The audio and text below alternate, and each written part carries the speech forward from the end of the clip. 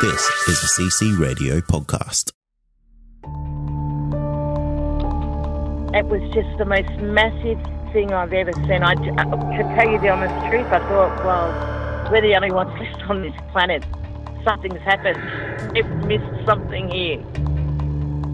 The fear that went in me when I seen it was just like the feeling. I'd say it was fear, but I've never felt that feeling before in my entire life. It's a weird feeling, like you can't explain it when you don't know. You feel like you're being followed, but you don't know what it is. We had two to our right, another one in front of us, another one to the left, and another one just across the road, shaking the daylights out of the tree. All we get was a big red eye. I remember waking up and looking at the end of the bed, and there was a figure there, almost insect-like, and then I blacked out. Welcome to the show, everyone. You are listening to Believe, Paranormal and UFO Radio. My name is Cade Moyer, and thanks for tuning in. If you've had an encounter, get in touch with me. My email address is believe@ccradio.com.au, or you can message me on Facebook at facebook.com/Believe UFO Radio. If you enjoy this episode, there are a few things you can do to help the show. Firstly, you can go to iTunes and leave us a 5-star rating and review. Or you can share the show around social media with your friends and family, and that will help us grow. Thanks for joining me tonight. I have a fantastic episode.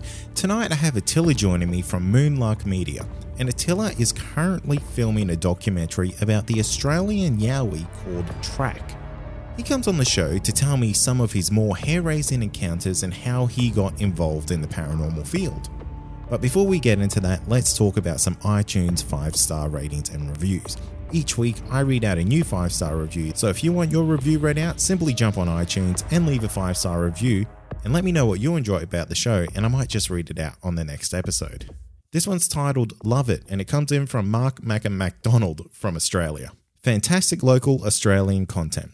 Great interview style. Look forward to listening every week. Absolutely love it. Thank you. So thank you for those kind words, Mark. Also, for those who have been asking how to support the show, I have now set up a Patreon for the show. We have 2 different levels of support, a single $1 pledge and a $3 pledge that gets you a few goodies each month. And as a little bonus, the first 25 $3 supporters will get a one-of-a-kind badge as a thank you gift. So if you want to help support the show, you can find links to that in our show notes. And finally, if you want to chat to other listeners of the show, simply jump on Facebook and search for the Believe, Paranormal and UFO fan group. But that's enough of me talking. Let's get into Attila's encounters.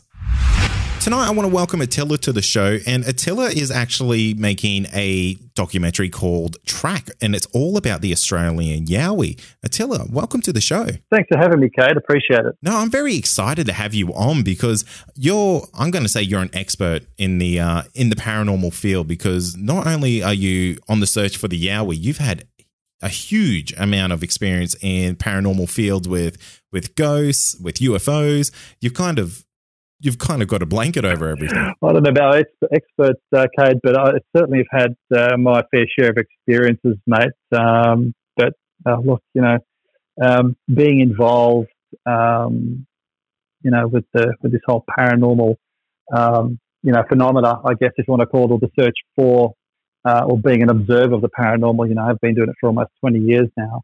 And when I refer to the paranormal, I mean above normal, so that could mean anything from UFOs to Yowies to spiritual type encounters.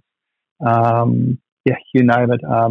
There's been quite a plethora of experiences over the years, and I think I have a lot to thank for the people that I've been working with, and especially with my family, and also the content that we've been filming over the years. I think that's also been a major draw card for these experiences. What got you into the paranormal, Attila? Hey, look, it's quite a complex story. I was a very little kid when I first had my very first paranormal experience. And when I say first, it's the one that I believe to be the earliest, because I'm pretty sure I've had experiences before that. But my memory obviously has been clouded by something.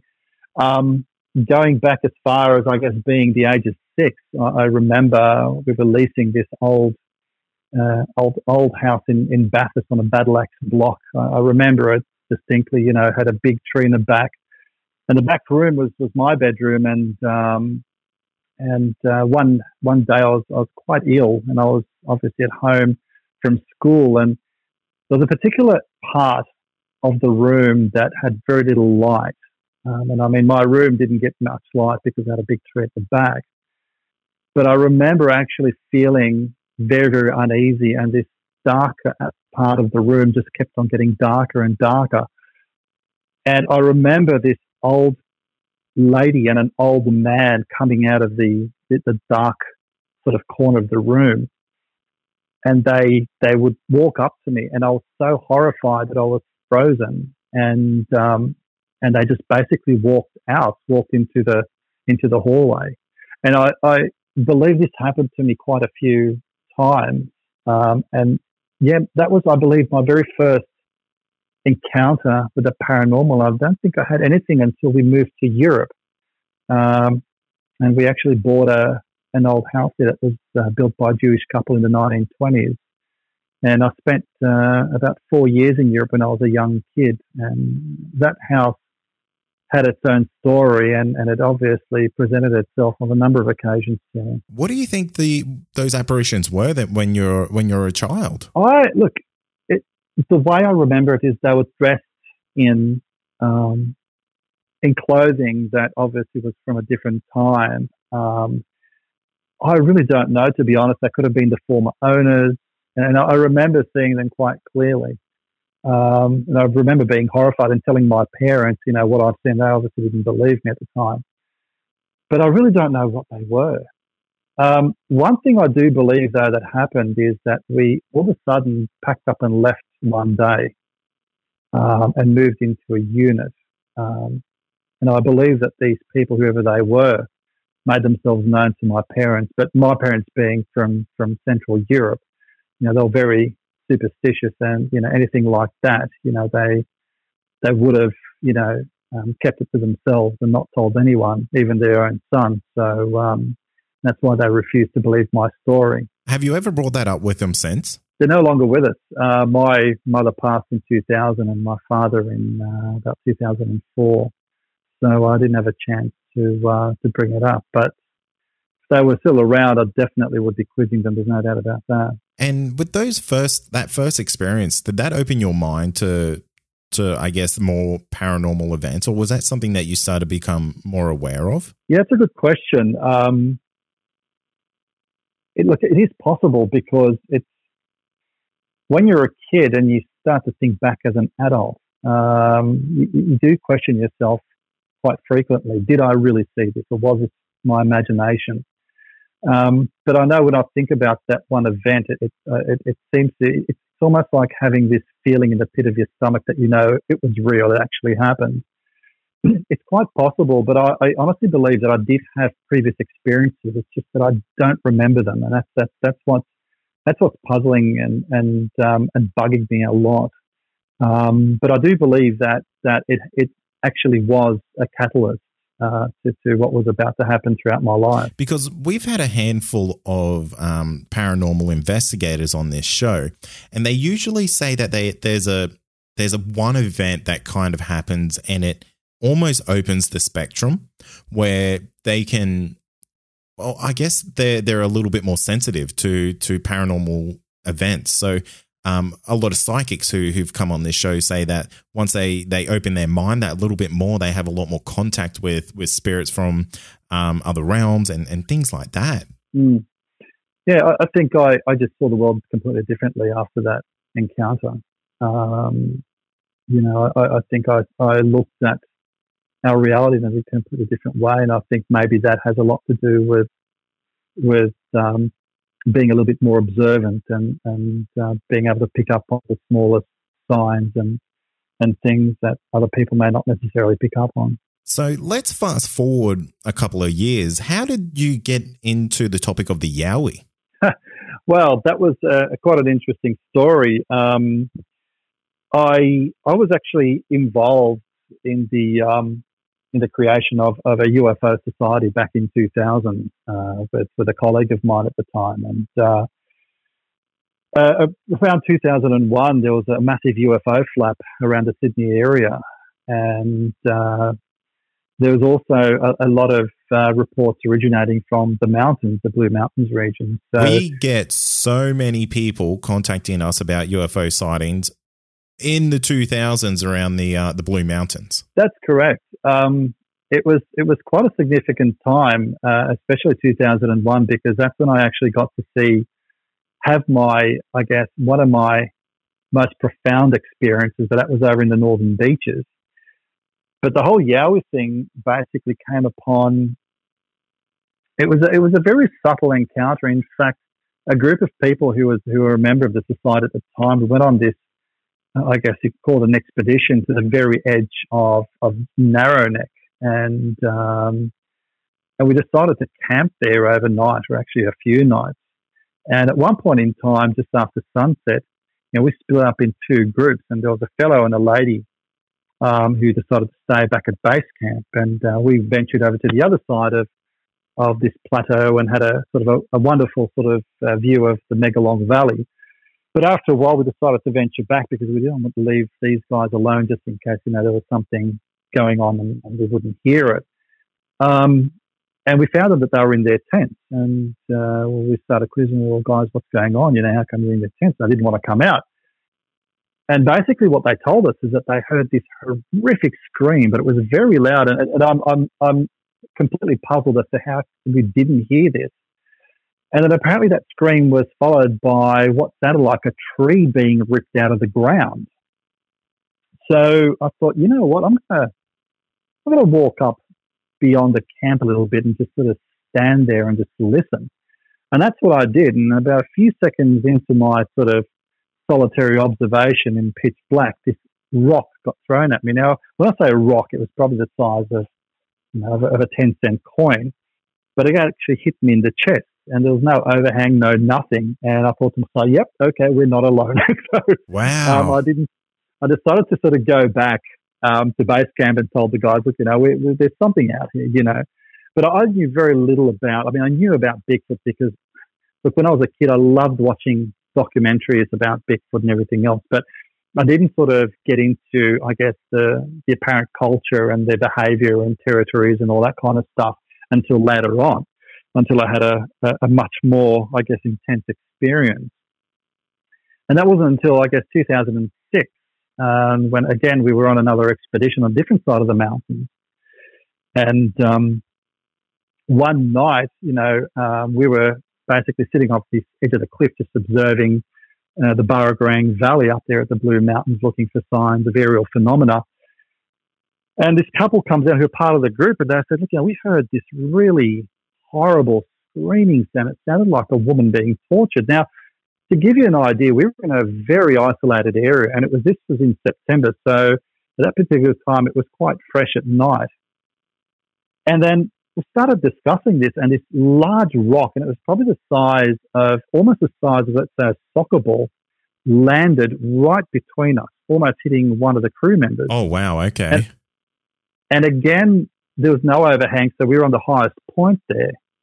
So there was no way where a rock could have got dislodged. This thing was actually thrown because as it hit the ground, it shattered. So we're all standing up, looking around and obviously trying to find out what the hell's going on here. We were up quite late because we weren't comfortable going back into our tents, because if you're in a tent and a rock like that gets thrown at you and hits you in the head, well, it's all over. Yeah, you're done for. So the following day, basically what we did is the ladies decided to stay back at base camp, and they were virtually on the edge of this cliff, which was about a 20 or 30 metre vertical drop, while the guys decided to sort of go into the scrub and see if we could find signs of what was stirring there at night, because we kind of had a suspicion that there must have been something here, like a Bigfoot or a Yowie or whatever we want to call them. And obviously at one point in time, we had this sort of wet dog smell as well at one night. So we thought, right, let's investigate the area, see if we can find any signs. And we were in walkie-talkie range with the base camp, and then we get this distress call coming from the ladies, and they're saying that another rock got thrown at them, but this time it wasn't behind them, it came from underneath. So from down the bottom of the cliff, and this rock was probably the size of a tennis ball, and it got thrown up something 20 or 30 metres and almost hit these ladies. So we decided to go back to base camp, and from there on up until 5 o'clock in the afternoon, that's when it started getting dark. We were debating whether or not we're going to spend another night there because it was now getting dangerous. So right in the final hour, just as sunset, we said, "That's it. We're packing up. We're going to hit the track," and that's what we did. So we packed up our tents and backpacks full, and we decided to hike through the fern forest. And it was quite dense. I mean, this is off the beaten track. So, the hike out of there to where we were dropped off, which was basically like a small parking area, but it's still dirt road. It's about 20 kilometres in from Benjamin Road. That hike was still about 40 minutes to an hour away. So we decided to pack up, lights on, headlamps on, and just march through, the wilderness there, through the scrub, through the fern forest. And we're marching through these. I mean, I can still remember the trees there were massive. I mean, I think they're blue gums. But what actually caught our attention, that was something was pursuing us. But it was running. It wasn't running. It was basically moving with us. But this was like a bulldozer going through the bloody forest, mate. Whatever it was massive, and it was keeping pace with us. And it came to a point where we decided to sort of speed up the process. One of the guys actually, I think it was an anxiety attack, and she decided, we had to stop because she became immobile because of fear. And then we ended up I don't know how the hell we got ourselves out of there, but we ended up dragging ourselves out. But these things were hitting the trees. So it's the classical wood knocks that were going on. It was basically being herded out. That's the only way I can describe it. Far out. That's terrifying. It was. It was probably one of the most terrifying experiences I've had out in the scrub. And to be honest, there came a point where you think, am I going to make it out of here in one piece? How are we going to make it out of here alive?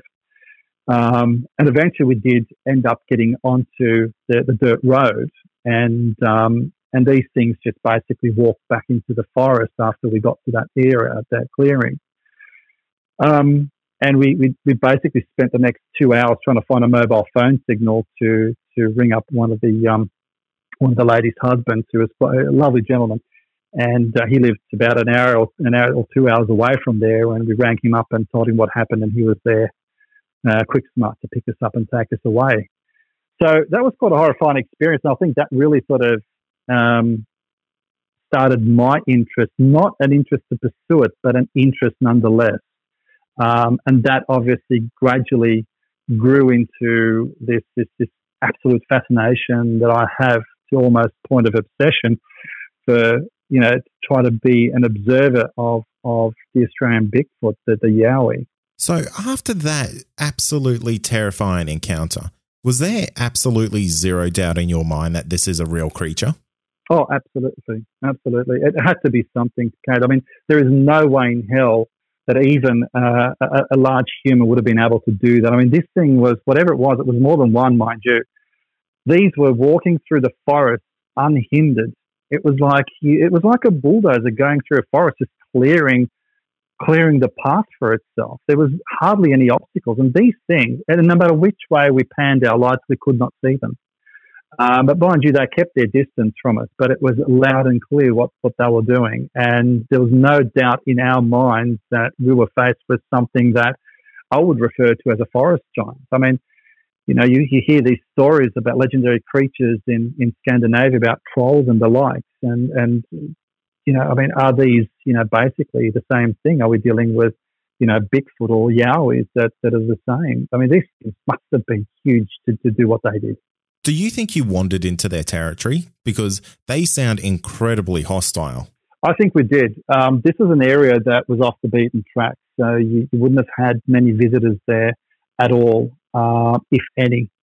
Mind you, the location there was quite a beautiful spot, and probably has one of the best views there of the Burragarang.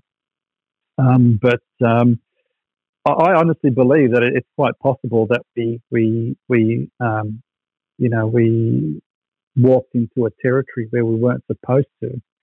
But then again, I mean, there could have been, road signs there that I recognise today that I wouldn't have recognised back then, but we just didn't see them or we didn't recognise them, like I said. And what's some of those signs? Because obviously you're much more, I guess, travelled in the sense of Yowie exploration. Mm. Do you mind kind of telling some of those signs that you think you may have missed?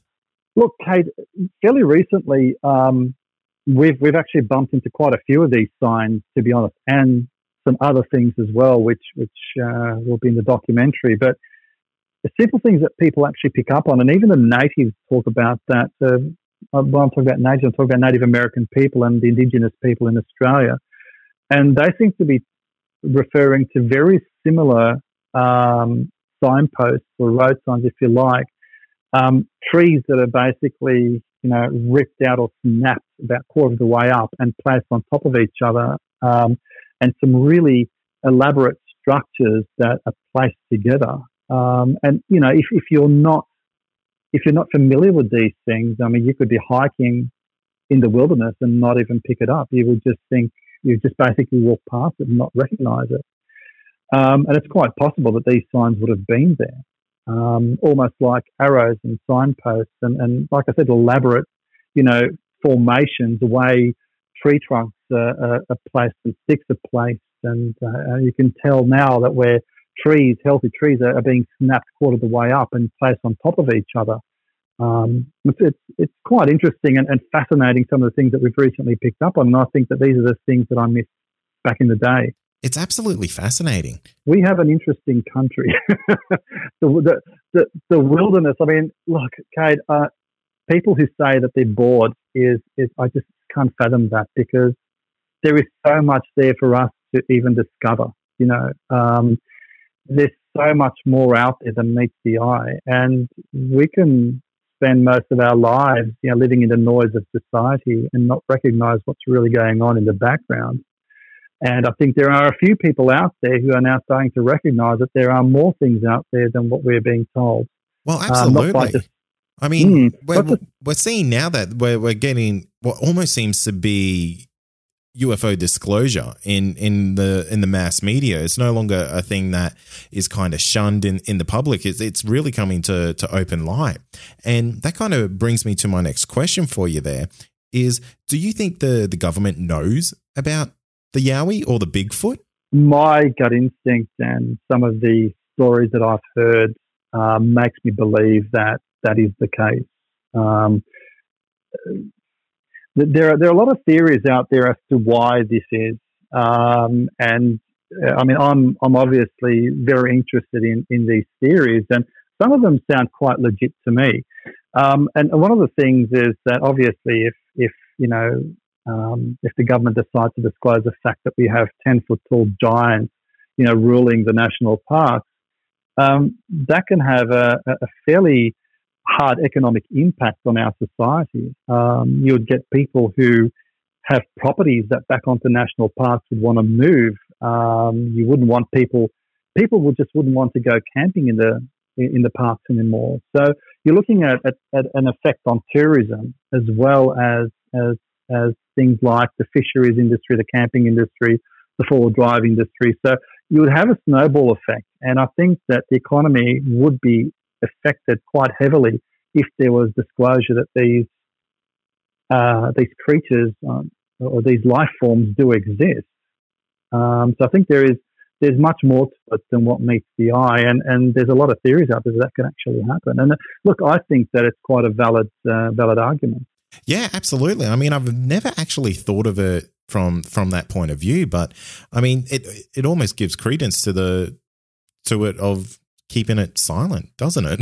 Well, that's right. I mean, it's like the Orson Welles production of War of the Worlds. I mean, the effect that had on the people when that got aired I think it was in the 1920s. I mean, people went out with shotguns and started shooting one another, and it was absolute mayhem because people thought that we were being attacked by aliens from Mars. So obviously we've grown a lot since then, but nonetheless, there are people out there that would still cause, panic, and one thing can lead to another. You could get people coming out there with guns and trying to hunt these animals down. I mean, you just don't know to what extent this impact would go. It's, and I think what the government's trying to do, and if they are doing this, is to keep it under wraps for good reasons, and I don't blame them for that. Yeah, no, that's an absolutely fair point, and it's a great point of view. So thanks for actually raising that. Have you had any other encounters that were maybe as aggressive as the one that you originally had? Yowie encounters. Yeah. Definitely. There was another encounter that we had back in 2013. We also had one over at the Pilligers, which was another story altogether. But we were in the Blue Mountains again, and I was there with a small group of friends, including my daughter, and it was quite an interesting night because we were there. I think it was around April 2013, so it was getting cold, and these encounters generally, of the way I've observed it over the years, they generally happen during the colder months, and a lot of the guys will actually tell you that too. That a lot of the encounters actually seem to be concentrated around the colder months. So we went to an area that, again, it was off the beaten track, and essentially what was going on is that we could hear heavy footsteps coming from all directions, from within the actual forest, within the thickets, and obviously it alerted us, and we're looking everywhere, and I had a video camera with me, so here I am panning left to right, and the frustration is that it feels like that somebody is or something is upon you right there in front of you, yet you're not seeing anything. And it just completely puzzled us to how this is actually possible, because it just sounds like it. I mean, maybe the acoustics are as such in the forest that the noise travels in such a way that it makes you believe that something large is right next to you.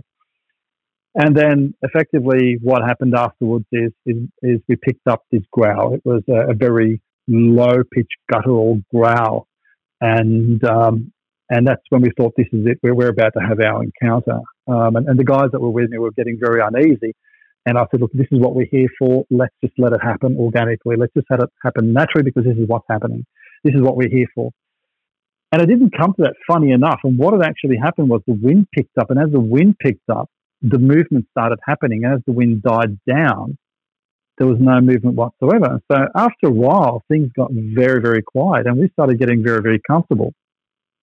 And then it wasn't until the wind started picking up, all of a sudden these branches and rocks got thrown over our heads, just like, they were basically projectiles, like missiles. But they weren't hitting us. They were going past us. And I believe that was a warning sign at the time for us to leave the area. But obviously we're at awe at this, and we're thinking, okay, well, it's starting again. Let's just sit and wait and see what happens. And again, what actually happened was a large rock basically landed, I think, about a metre from where I was sitting. And that was the time when we thought, okay, now this is getting too real. We need to get up and leave, because the next rock might actually physically hit us, and we won't be able to get out of here in one piece. So as we collecting our equipment and everything else, we're walking out, and as we're doing this, smaller rocks get thrown at us. So obviously we're being encouraged to hurry up. So we're hiking down. We got to the track, and as we're walking, we decide to stop and obviously look in towards the thickets with our torches. And then what happened next was quite incredible. Whatever this thing was, it was very heavy. It was pounding the ground with extreme force, with such force that you can actually feel the ground vibrate under your feet. And it was throwing debris in the air. So it's almost like, it's almost like something that a silverback gorilla would do to warn people who are intruding in their territory to get up and leave. So this was an act of aggression. This was a display telling us, leave now or I will get angry or I will get aggressive. And that's basically code what we heard. It was something thumping the ground, hitting the ground with great force and throwing leaves and debris in the air, and the occasional grunt that got, obviously emitted from that, which wasn't very loud, but we could hear it. So that was it. We were out of there, and we were followed from the top end and then from the lower end as well. So we were basically escorted out, and it's not uncommon for that to happen. And that was, I guess, that was another aggressive encounter that we had. But when I say aggressive, I don't think that this was an intentional aggression. I think that we we outstayed our welcome, and because we didn't leave, they basically encouraged us with a little bit of persuasion to get out of there. Have you ever pushed that limit? Look, out of respect, I haven't. It's a fine line. It really is, because you want to push the limit as a journalist, as a filmmaker. You want to push the limit because you want to see what's on the other side of the hill, right? As a figure of speech. And you just want to keep pushing yourself. But at the same time, where do you draw the line? When does it become unethical or indecent? Because I solely believe that we are dealing with real life forms here. These creatures have been here, I honestly believe, have been here far longer than humans. And I also do know that a lot of the indigenous tribes will talk to you and tell you that there was a time when they did live side by side. They had, the Yowies or the Bigfoot had their own designated territories, and the tribes had their own, and there was an unwritten contract that they wouldn't encroach on each other's boundary. And as Europeans came in, that treaty obviously got violated. And obviously by doing that, we are causing these creatures to do what they're doing. It's fair enough. And I mean, you also have to look after your safety in those scenarios, because at the end of the day, content is content, but it means nothing if you're not getting out of there with it. Yeah, then it becomes a lost tape story, right?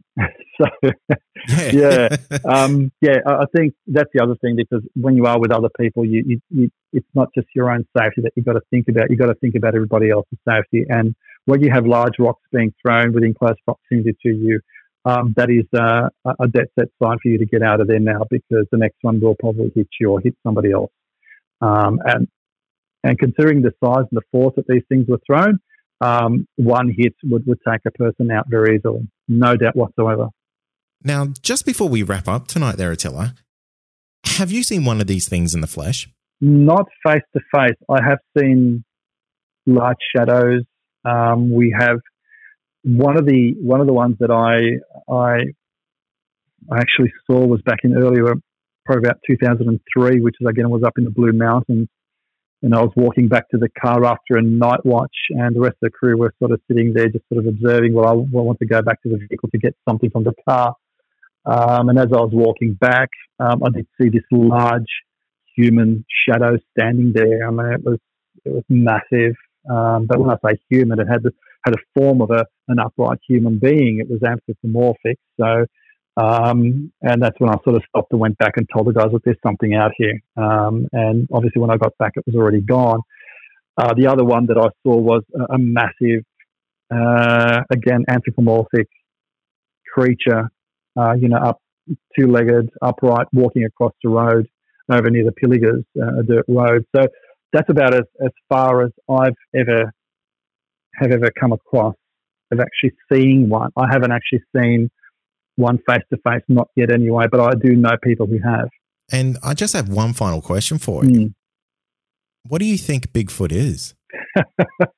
Yeah, that is a $1 million question. It's funny enough, that's a question that I ask people when I interview them for the documentary.